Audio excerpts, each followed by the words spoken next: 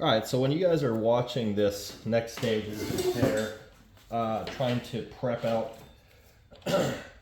my spider cracks in this SUV wing compartment, and you're like, man, that guy doesn't know what he's doing. Well, congratulations to you. I don't. So what I have on here is this carbide burr bit, and what is this one? A Goxawee, Goxawee rotary tool. I can't remember where I got this one. Probably Amazon, maybe Costco, who knows. So it's got this little extension that came with it, and I've never used it before. Don't even know if I've actually connected it right.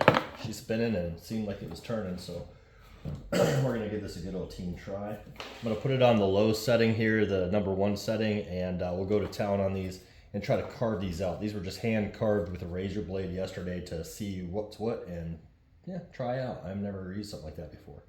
So we're gonna try to V-groove these out a little bit more. I've got this fine point on here, which isn't gonna jack, but if I lay it in there, that's gonna give me the V diameter that I'm really looking for to try to get some surface to grip to, and I wanna bring it down to fiberglass. These are non-structural, there's no flex that's going to be happening here. I really don't need to do this, but since I'm doing this fiberglass repair anyway and re-gel coating this area, I figured why not try my hand at doing these just to see what they turn out like at the end.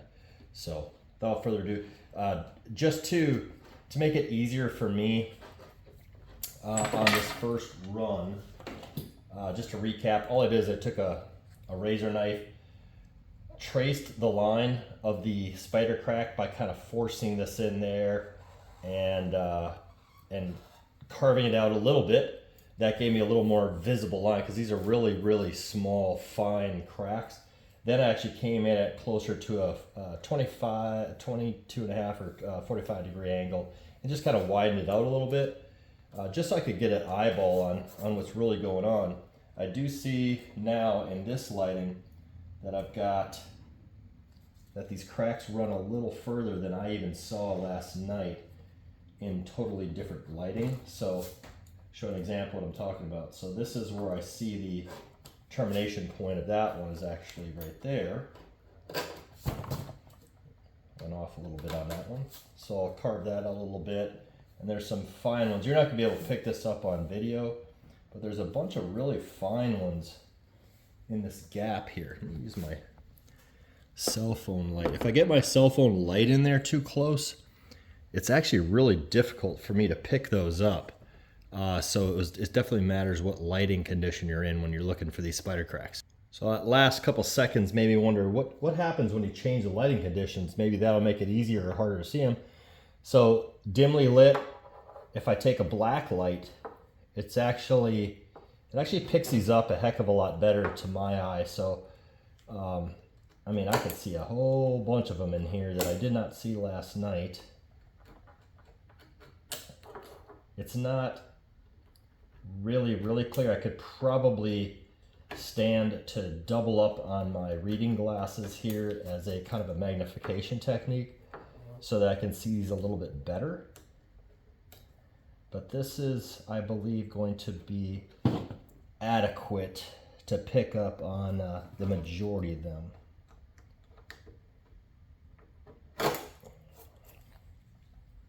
Yeah, there's a whole bunch of them down here in this section that I definitely could not see. These are super, super fine. So these are probably gonna get picked up and corrected already in the gel coat process, and they're just gonna get covered up. Since they're not structural, we will never, more than likely, ever see the light of day on these again.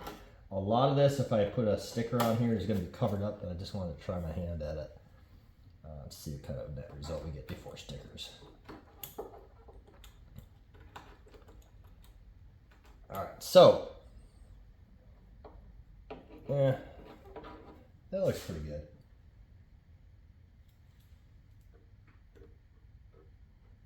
There on this one, and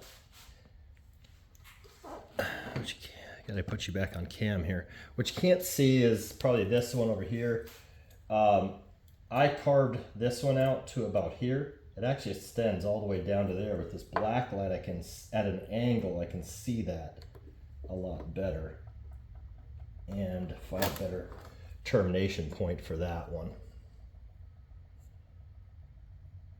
I think that should cover us. Yeah, I think we're good to go. Let's use our Dremel. So we'll bring ourselves back into the daylight. Let's see how this goes here.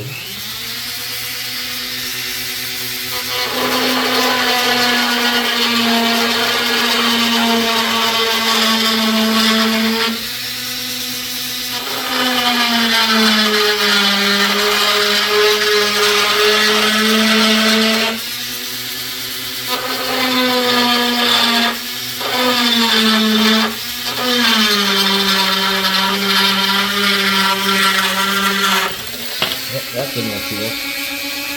So I'm going to go back to just using this, the non-flex, just because I don't know how to really set up for that other one anyway. I'll get a rust spray down. I already have enough problems with my lungs these days. I don't need fiberglass in there, so I will shut my mouth anyway because you ain't going to be able to hear very much. And let's just go do a little bit of work on camera. The rest of it I'll do off camera. Alrighty.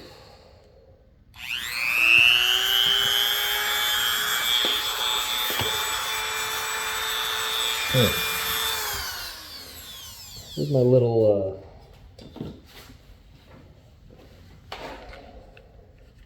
oops, sorry.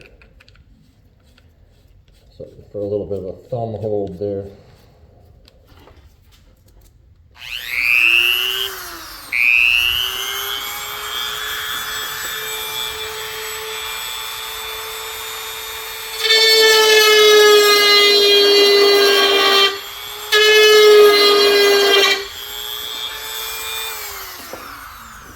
I do like that.